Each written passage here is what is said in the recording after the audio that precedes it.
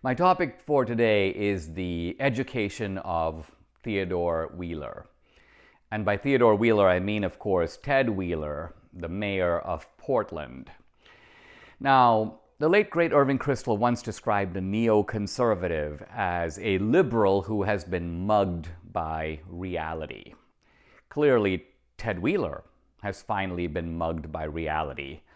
And here's what he has to say about Antifa now. My good faith efforts at de-escalation have been met with ongoing violence and even scorn from radical Antifa and anarchists. In response, it will be necessary to use additional tools and to push the limits of the tools we already have to bring the criminal destruction and violence to an end. Lawlessness and anarchy come at great expense and with great risk to the future of our community. It's time to push back harder against those who are set on destroying our community and to take more risks in fighting lawlessness. In closing, once again, I condemn anyone who engages in violence or criminal destruction, no matter what their ideology.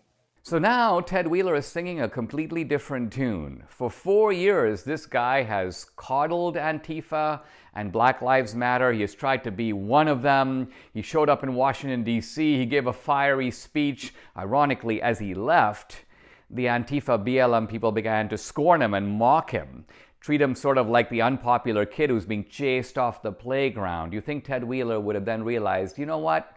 They regard me, too, as the enemy. They aren't just against fascists, they're against anyone who doesn't approve of their terrorist tactics. And Wheeler was trying to be one of them, and that wasn't enough. So you think Wheeler would have learned his lesson, but no.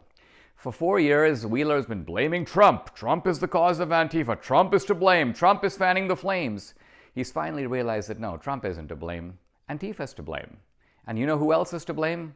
You, Ted Wheeler. You're to blame. Why? Because your passivity encouraged their aggression. They knew they could get away with it. When they broke a window, you didn't stop them, and therefore they broke every window in the neighborhood. When they grabbed people out of restaurants, when they blocked cars, you did nothing.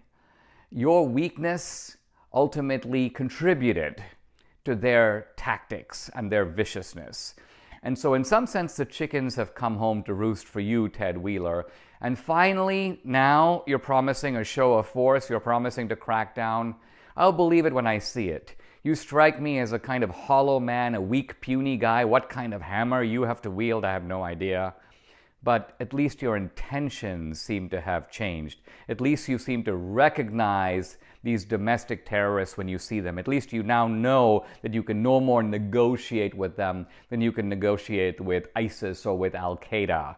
These guys ultimately intend to do you and me and America harm.